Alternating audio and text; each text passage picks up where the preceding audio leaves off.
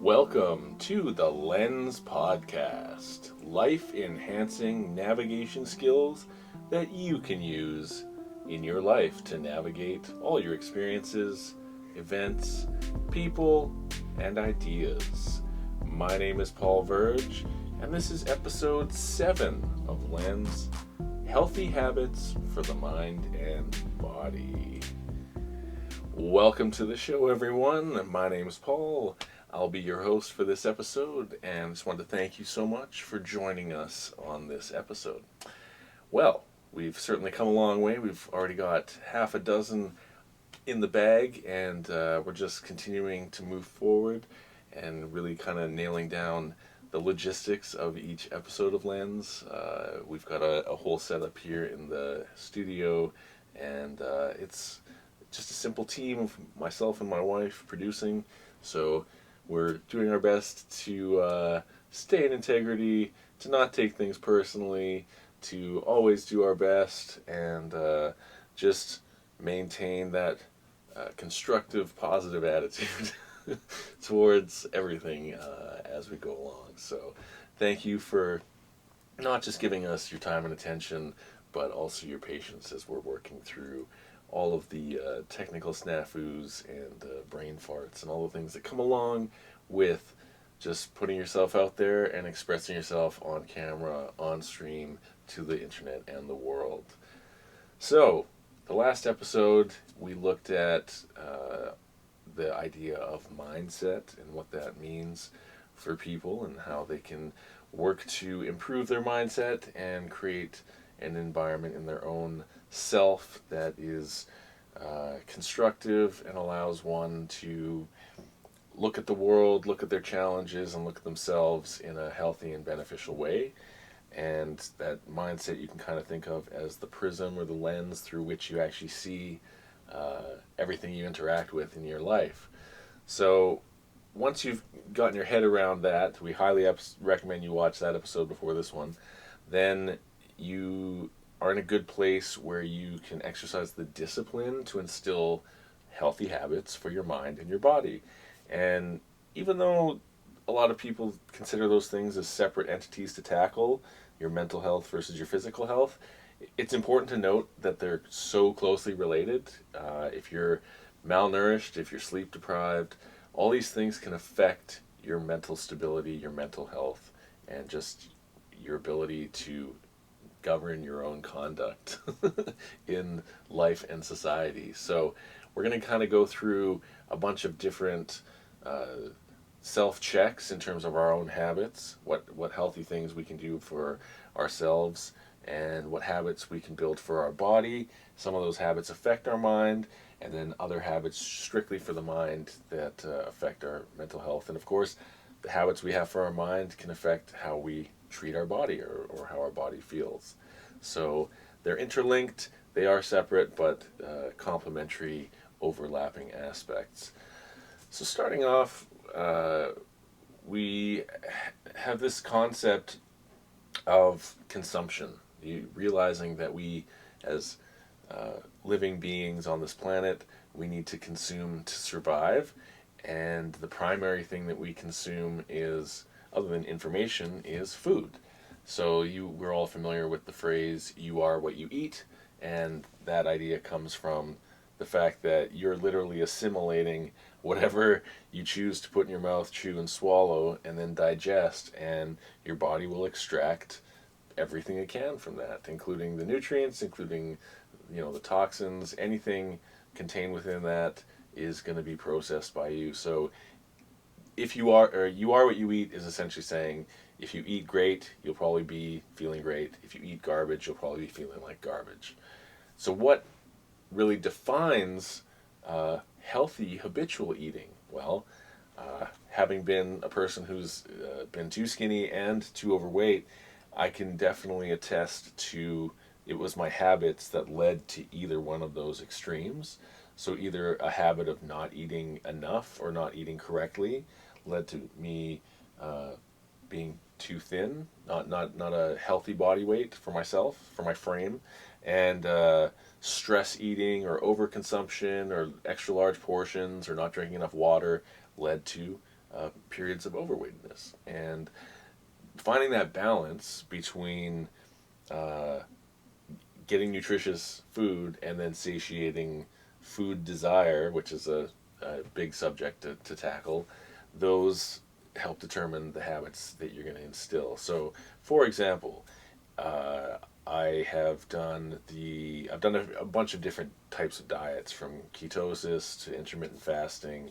I've been a vegetarian for 7 years. I was a vegan for 3 years. Actually, vegetarian for close to a decade. Um, I've tried all kinds of different forms of food consumption and found benefits and drawbacks to both. So, up until I was maybe 24, 25, I ate a lot of not really good food, a lot of processed food, a lot of takeout and a lot of fast food, just because my lifestyle was not making time to create meals for myself. I wasn't tracking what I was eating, I wasn't creating meal plans. I wasn't even really thinking of food as something to enjoy or nourish. I was thinking of it as an annoyance, like having to stop for gas with a car. If I had didn't have time to eat, I would just skip a meal. And if I was in a rush and just was like feeling terrible, I would get junk food or fast garbage food. So the end result was I was starting to have health problems in my mid 20s, which is not a place anyone wants to be at. Um, I went from being quite lean to fluctuating weight, and a lot of that's because if you're not eating enough, you're going to get more skinny, and to the point where it can be detrimental, especially malnourished and skinny, because then your bones aren't getting nourished and your muscles are withering and all these things. Versus you start to eat, but you're eating too much, you're overcompensating. It was almost like a yo yo where I'd go between skinny and fat. Um, and the ideal body weight, is somewhere between 190 and say 210 pounds for a person of my frame. So I'd go from 170 to up to 240, let's say. And so you start to find that that's detrimental, in that these health issues, you're not sure where they're coming from because it's all happening in slow motion, and it's actually as a result of the improper eating habits. So I thought to correct that becoming a vegetarian would be the answer, because I was eating a lot of processed meat, fast food meat. I said, I'm just going to stop eating meat. I think that'll make me healthy. And so I switched over to vegetarianism. I think for the first 2 years I ate fish as well. And then slowly I lost a little bit of weight, but then I started putting more back on. But I was also working out, so I thought that was just part of it. What I didn't realize, I was eating a lot of grains and a lot of sugar, which is not necessarily a healthy habit, regardless of whether you're vegetarian or not. And so I started learning about organic food. This is the mid to late 2000s. I started learning about how pesticides affect things. I started learning about processed food versus natural, organic slash unprocessed foods. And in my social circle, I was hanging around with a lot of high consciousness woke people, and many of them were adopting the vegan lifestyle. So probably around 2008, I want to say, up until 2012, I was engaged in a vegan vegetarian lifestyle, eating a lot of soy, eating a lot of soy. It's tempeh, all these different things that are soy based, tofu, eating a lot.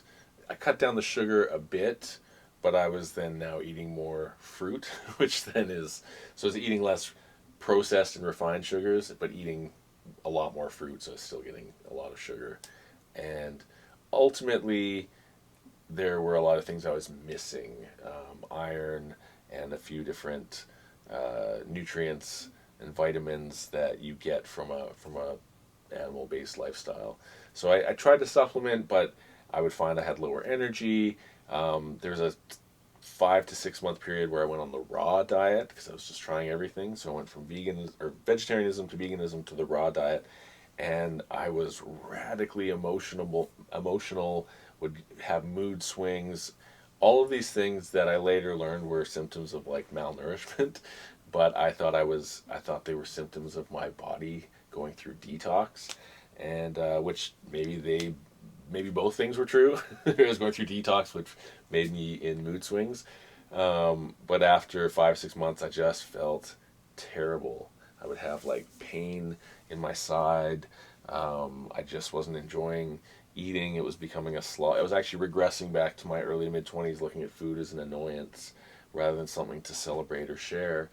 And then I saw a film called The Oiling of America, and learned about the harm of vegetable oil, certain vegetable oils, especially in high temperatures, and that combined with learning about factory farms versus, free range organic farms, let's call them, I learned that there's a huge quality difference in meats, in the massive grain fed cows, in these giant holding pens where they basically don't have any quality of life, and all of the product from these livestock are done under pretty horrendous circumstances with, broken bones, and, these animals fed grain, like unnatural foods just to plump them up. And that type of meat might have a quantitative aspect, but it has very low qualitative aspect. It's just low quality, mass farmed meats, just to get as much out there as possible. Versus learning there's smaller farms, there's free range cows that eat grass, there's chicken pens that are open and they're not just stuck together, collapsing under the weight of their own grain fed bellies. And especially when I went to Ireland, the quality difference in those meats is monumental.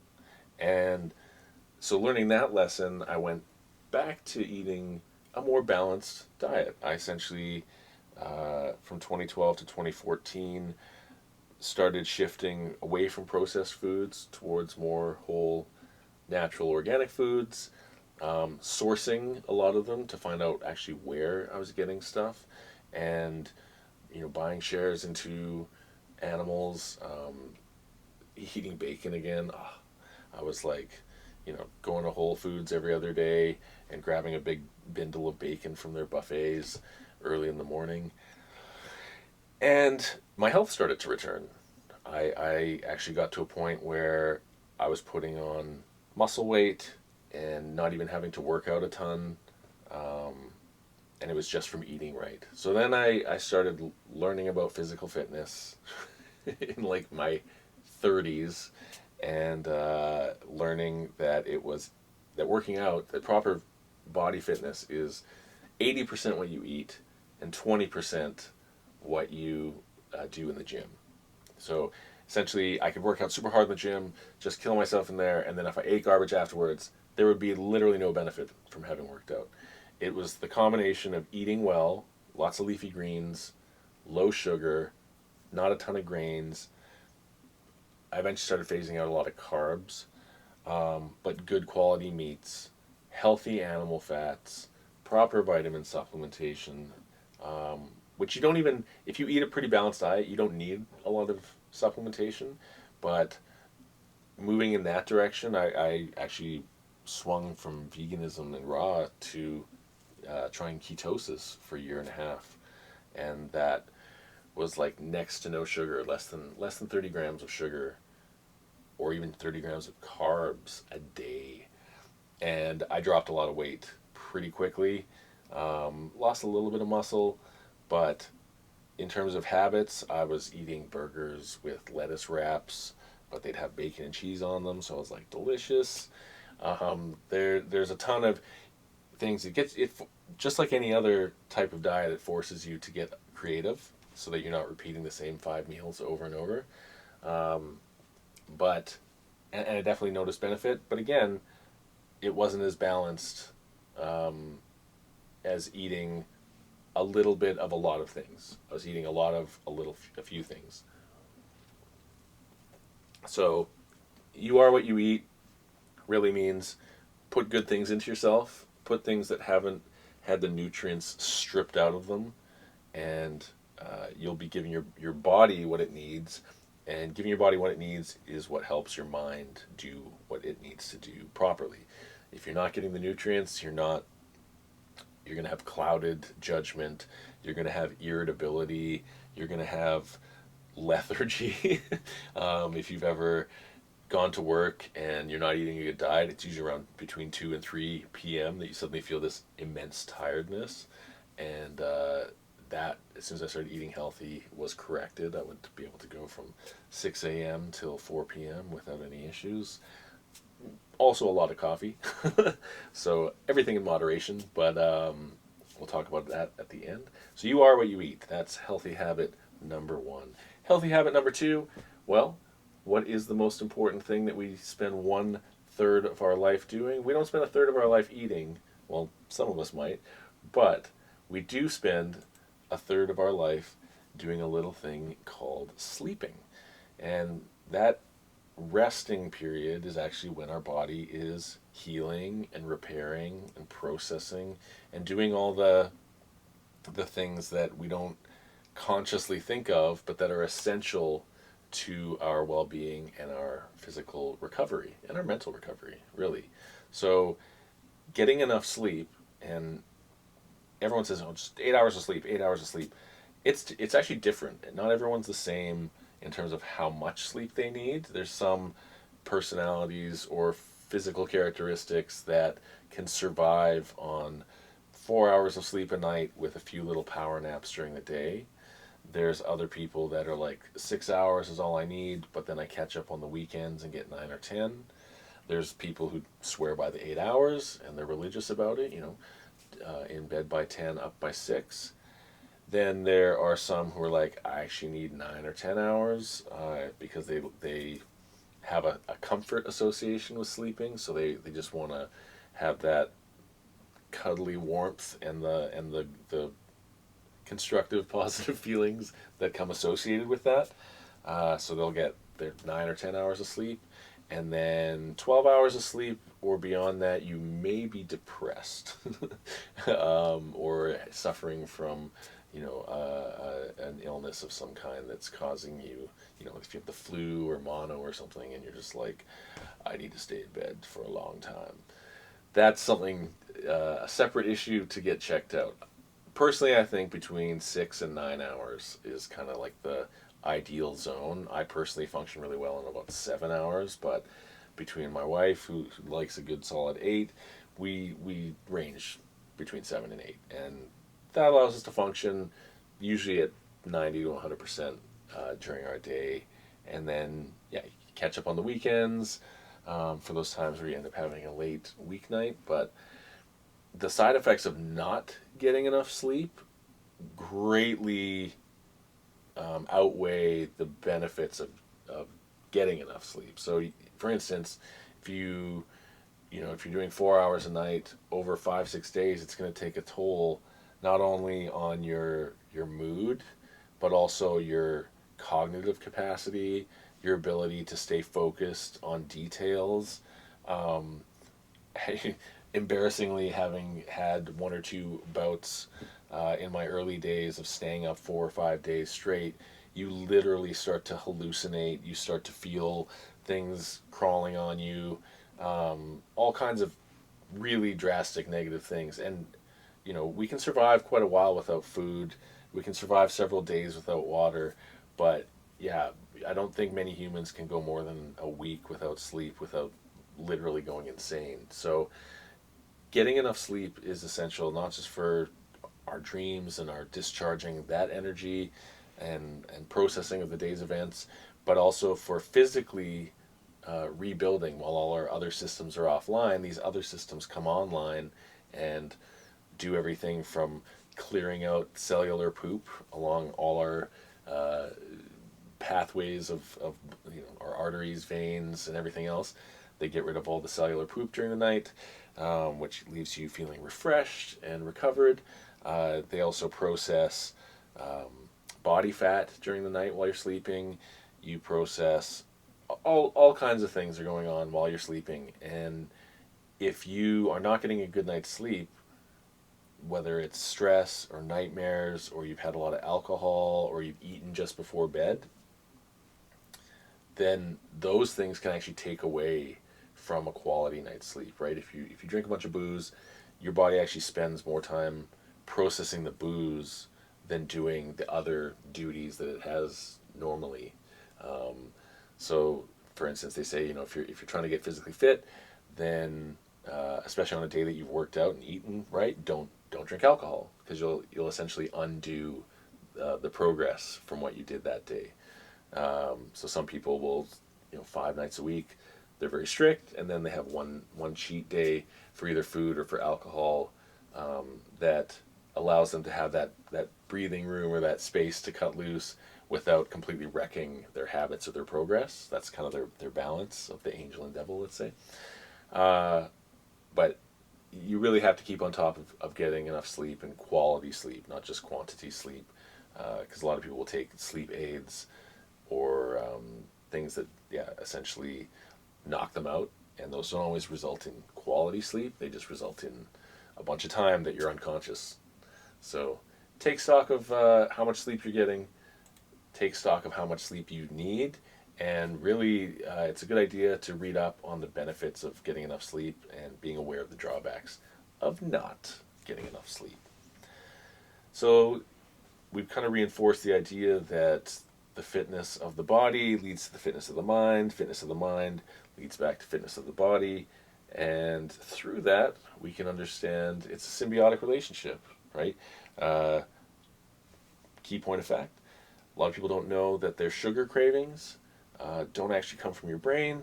They come from your intestines, from some of the colonies of gut bacteria that work to manipulate our cravings. And they send a signal to the brain saying, I'm hungry for sugar, I'm hungry for, whatever it is that's the stimulant to that bacteria.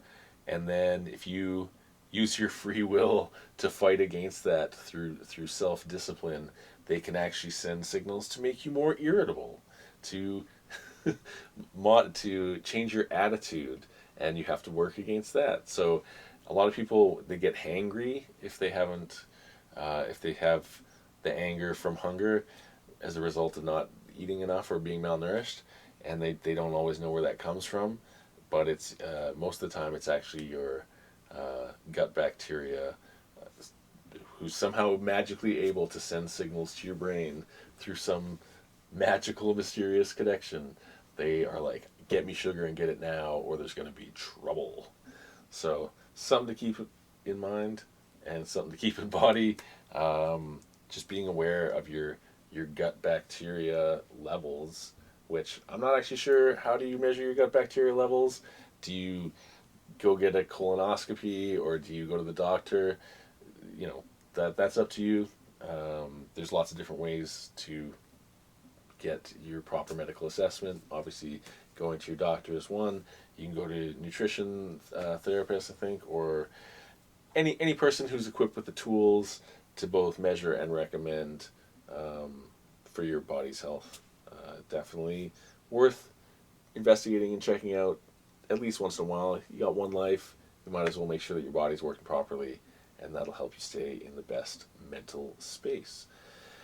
We have a little book here we're going to check into. It is called Good Habits, Bad Habits by Wendy Wood. It's about the science of making positive changes that stick. I like to use the term constructive instead of just positive, but you do you. And Wendy Wood is apparently one of the world's foremost experts in the field of habits and forming them.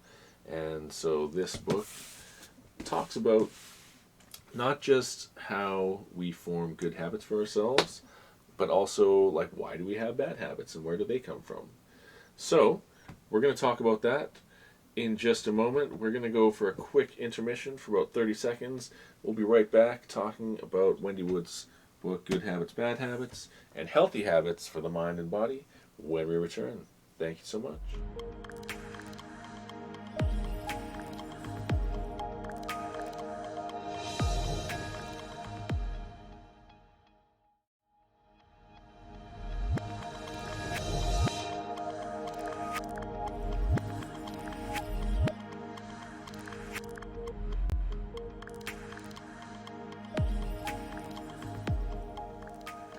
And we are back. This is the Lens Podcast with Paul Verge, your host. It's life-enhancing navigation skills that you can use. We get to those through discussion and examination and analysis of events, of people, of ideas, and all kinds of things in between. So, today we're talking about healthy habits for the mind and the body. This is episode 7 of Lens, and we're about to get into a book by the author Wendy Wood. She has written a book called Good Habits and Bad Habits. So, this is a book I actually got for my son because I thought he would like to be aware of habits and be able to have the power to challenge habits he didn't like and instill habits that he wanted. And it's had some positive effect, I think. Let's see, we've got just mostly praise on the back. You know, how much praise is legit, how much of it is bought. Hopefully it's all legit. I think it's more interesting to go straight to the inner card here, which says, we spend a shocking 43% of our day doing things without thinking about them. This means that almost half of our actions aren't conscious choices, but the result of our non-conscious minds nudging our bodies to enact learned behaviors, i.e. conditioning. How we respond to the people around us, the way we conduct ourselves in meetings, what we buy, when and how we exercise, eat, and drink, a truly remarkable number of things that we do every day, regardless of their complexity, operate beyond our awareness. We do them out of habit, and yet whenever we want to change something about ourselves, we rely on this concept of willpower. We keep turning to our conscious selves, hoping that our determination and intention will be enough to effect positive change. And that is why almost all of us fail. Wendy Wood draws on 3 decades of original research to explain the fascinating science of how we form our habits, offering the key to unlocking our habitual minds in order to reach our goals. By explaining how our brains are wired to respond to rewards, receive cues from our surroundings, and shut down when faced with too much friction, Wood skillfully dissects habit formations, demonstrating how we can take advantage of this knowledge to improve our lives. It's a potent mix of neuroscience, case studies, and examples from experiments conducted in her lab. Good Habits, Bad Habits is a comprehensive, accessible, and above all, deeply practical book that will change the way you think about almost every aspect of your life. So, I think I like to try and cover at least one book per episode of Lens, and this would be one of the good books, and easily accessible, not too long, not too vague, book with actual actionable items and things that you can do constructively to create lasting positive or constructive habits. So it's the one thing to be aware of in terms of like self-control and self-discipline is it's not always a cold turkey, instant change, instant gratification type of thing. It's often persistent, learned, strategic, and exercising a lot of willpower, self-determination, essentially saying, I could be a slave to my conditioning or my habits, but I'm going to choose to make uncomfortable choices that help shape into a positive habit. And eventually those choices become less and less uncomfortable because you get used to them.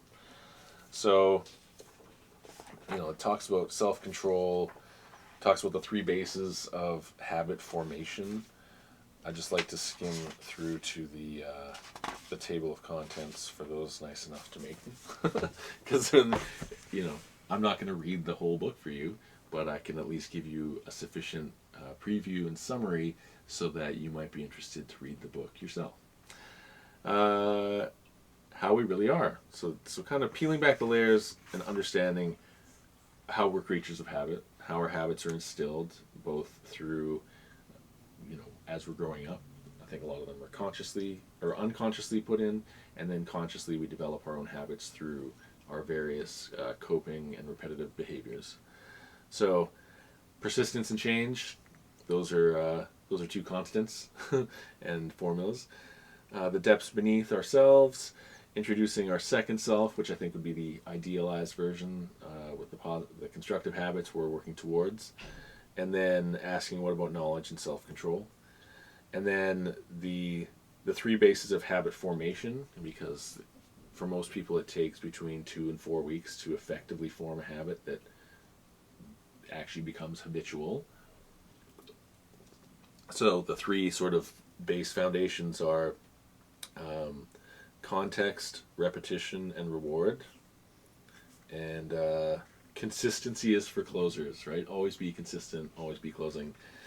But if you want a habit to form properly within yourself, then you have to understand the context in which you're forming the habit. You have to understand that it's a repetitive behavior. You're essentially creating a pattern for your own brain to recognize. And then the thing that anchors or solidifies the new habit is to give yourself a reward at the end for consistently demonstrating that you can persist. Howdy. Total control, I like to think, is kind of a myth. I think we all have a limited degree of control, and we're always trying to work towards a perspective of total control over ourselves, this complete self-actualization in which we see not one negative thing about ourselves, and we are in complete control of removing all barriers, and we act at will. But I think we live in a painful enough world that not a lot of people are in that realm where they have complete and total control over their own will. So if you do, congratulations. If you don't, hey, we're all working on it. So then they move on here to special cases, big opportunities in the world around us, saying sometimes you got to jump through windows, and there's a special resilience of habit. And that idea of resilience is just lasting through the discomfort, persisting enough to get through the discomfort of forming the new habit until the new habit gets associated with enough rewards that it becomes comfortable to do. So a great example, contexts of addiction. Yeah, so habit and addiction are closely intertwined as well, and it's definitely something we can discuss. So highly recommend read Good Habits, Bad Habits by Wendy Wood, and be aware of how those things link, how bad habits are often formed without us consciously being aware, whether it's eating, smoking, all these types of addictive behaviors. So if a habit gets out of control, it essentially becomes an addiction. And if a habit is a coping habit, especially one that numbs us to an extent, then it can really have a high prevalence towards going to an addictive behavior if it's unchecked by some form of discipline or will, because as much as we're spiritual beings having a human experience, our body is essentially, for better or for worse, kind of like a meat sack machine that our consciousness powers, right? So if you are if you're not coping properly and you're just trying to numb yourself from a trauma or something you just don't want to deal with, then there's so many outlets that are sense gratification or numbing, and the more we engage with those things to get the neurochemical reward, we can actually develop addictive habits towards seeking out those outlets whenever faced with discomfort or challenges, as almost like a soothing, nurturing behavior for ourselves. Whether it's stress eating, to plug that gap of stress and give ourselves a break by consuming a bunch of sugar, which then releases a bunch of satiation chemicals, or whether it's something as simple as porn addiction, which gives you this like short-term release, but at the expense of habituating a lack of intimacy in your idea of love. It can reinforce that.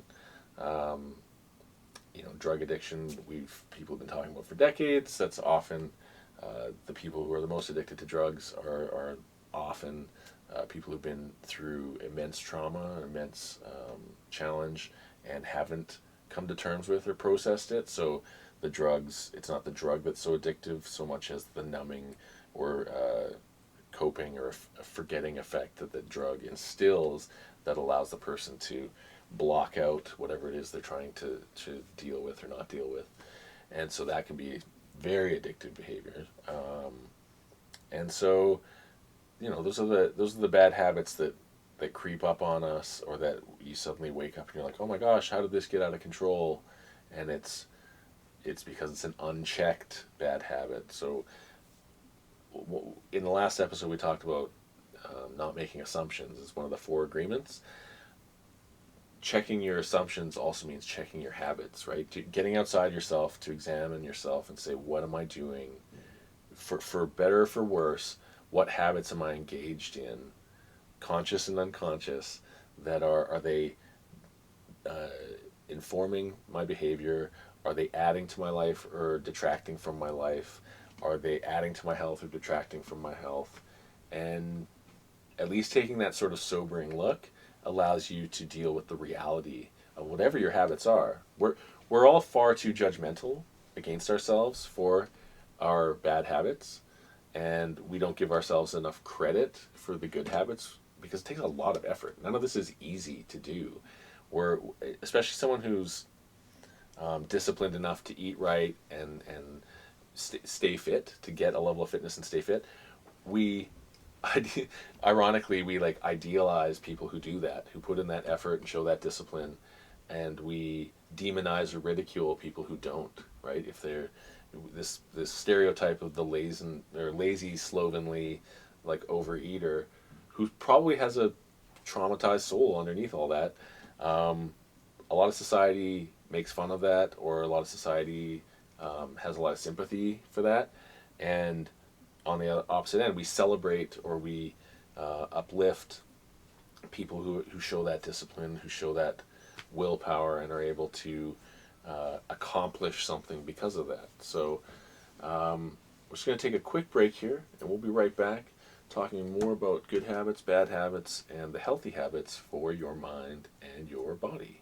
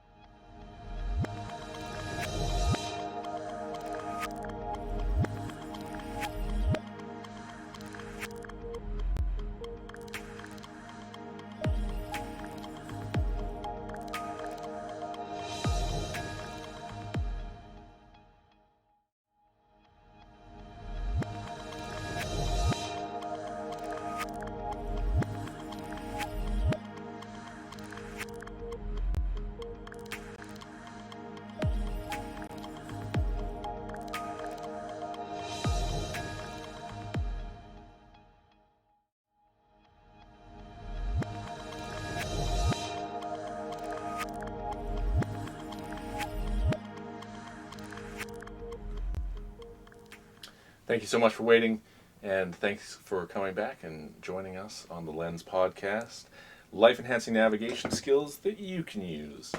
This is episode 7. I'm your host, Paul Verge, and we're talking about healthy habits for the mind and the body.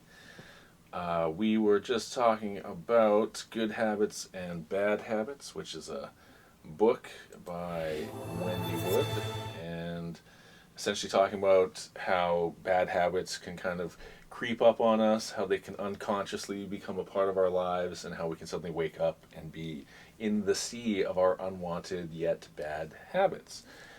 We also talked about how discipline, will, self-determination, all of these things feed into allowing ourselves to create good habits, and what it takes to condition ourselves. Essentially, we are conditionable creatures, and you can either be conditioned externally by a variety of external factors that many of which are beyond your control, or you can use your own understanding of conditioning to condition yourself internally into constructive and positive habits that benefit you, that benefit your health of your body, of your mind, and those things can be everything from getting enough sleep, eating healthy, staying fit, staying engaged, being social constructively, uh, doing something to give back to your community. All these are habits that allow you, when you add them all up, the results of those habits add up to what we would call success. So, a habit of being wise with your money allows you to save or invest in a way that leads to success. Being Having healthy habits with your food allows you to have more energy during the day and to have less illness and disease. Um, Having good sleep habits allows you to get enough rest, which then promotes good body health, good mental health, and so on. Bad habits, we're kind of boiling them down to mostly coping mechanisms, different ways that we try and cope with challenges in our lives.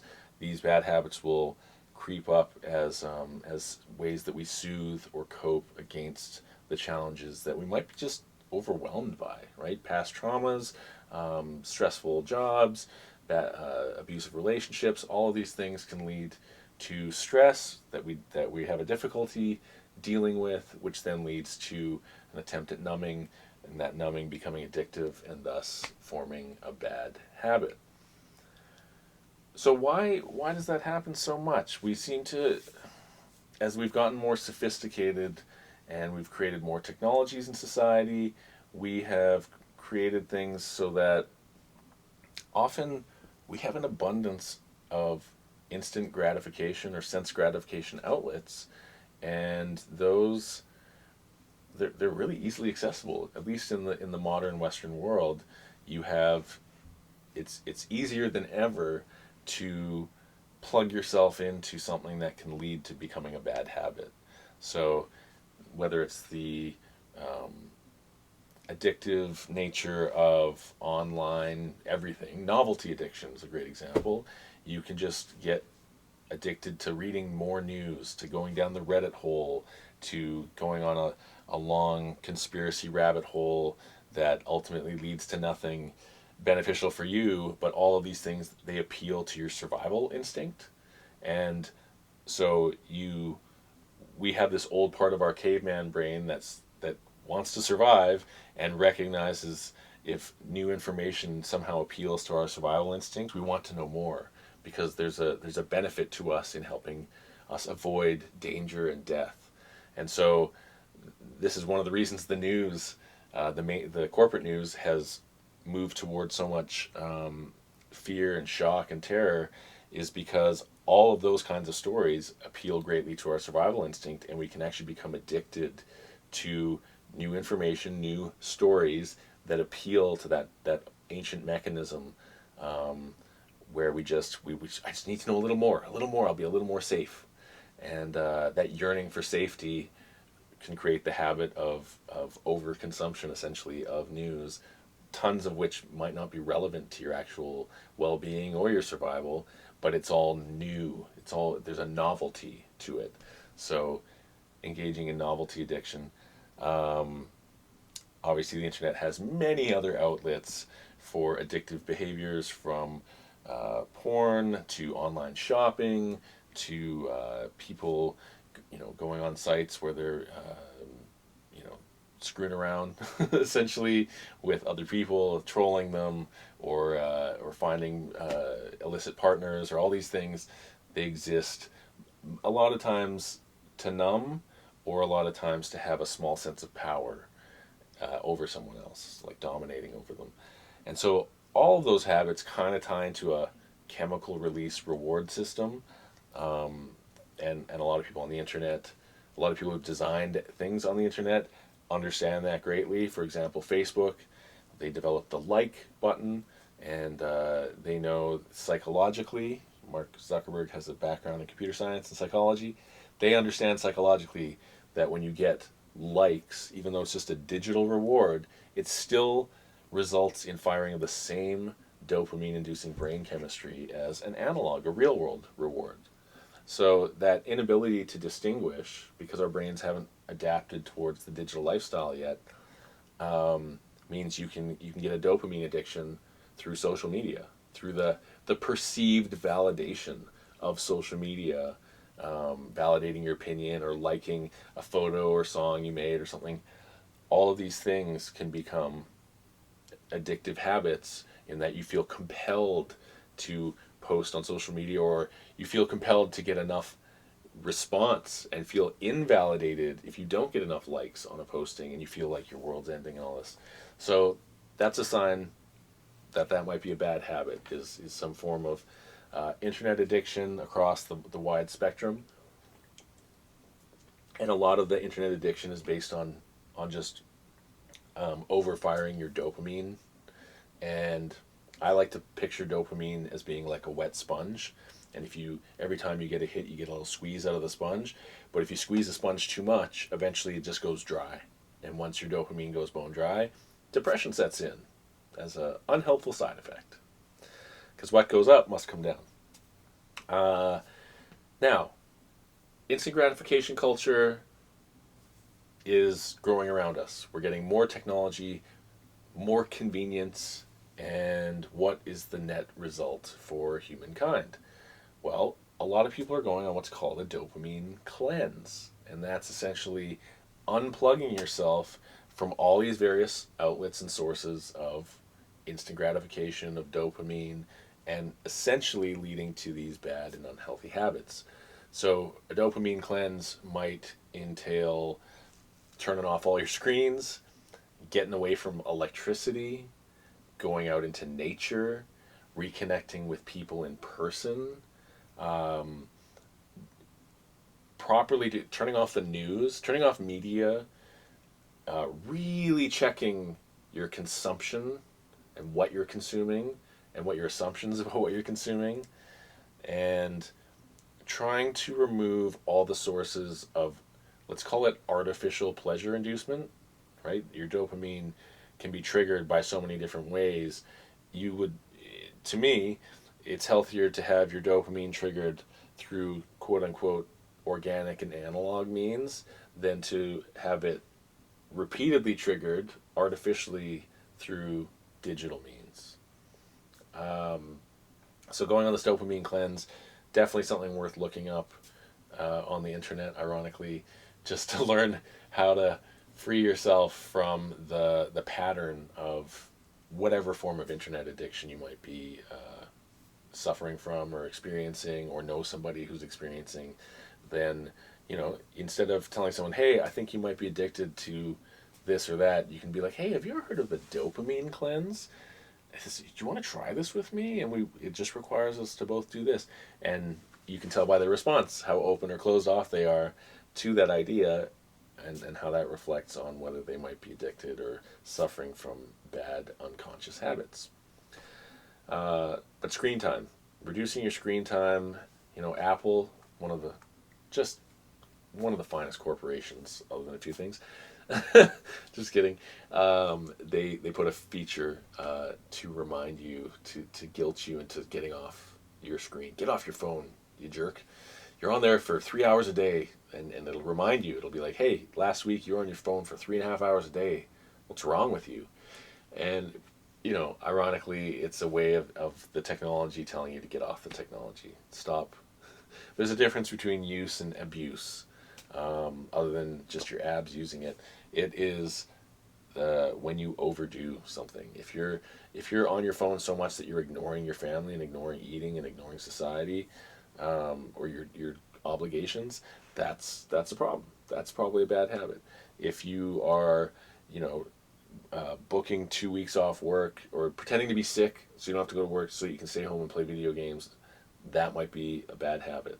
If you are going on a bender on the weekend and you end up, missing work Monday, Tuesday, Wednesday because you're just like on day 5 of a just crazy bender, that's super indicative of a bad habit, right? Once we are like shirking responsibilities, dismissing obligations, and treating people and things as completely disposable, those are all indicators we're engaged in some bad habits. So, Lens is about life enhancing navigation skills. The key word there being enhancement. If you want to enhance your life, you got to enhance your habits, and you got to shift both the mindset to something constructive, and you have to shift your habits to go, well, to not only instill the constructive habits, but to check the bad habits to make sure that they're not undoing the progress that we make in terms of our own self development. You can have all these accomplishments, you can achieve so much success in so many different fields, but if your bad habits still weigh you down or control you to an extent, they can undo that success and become extremely detrimental. So we're going to wrap up this episode of Lens and just say thank you so much for taking a few steps towards good habits by engaging with this episode. If you are watching this on Twitch, please give us a follow and maybe even subscribe to us. If you're watching on YouTube or any other video site, please give us a like. Be conditioned to give us a like, and that'll help validate our self-esteem. I mean, it'll help our channel grow. And if you can follow us, subscribe to our channel, get notified, it really helps us out, and it lets you know that we got some more work out there. Hopefully you're getting some value from these analysis and discussion, and these are all meant to add up to your life-enhancing navigation skills. So I'm your host, Paul Verge. This has been episode 7, Healthy Habits for the Mind and Body. Love your face, and we'll see you next time on the Lens Podcast. Thank you so much, and bye for now.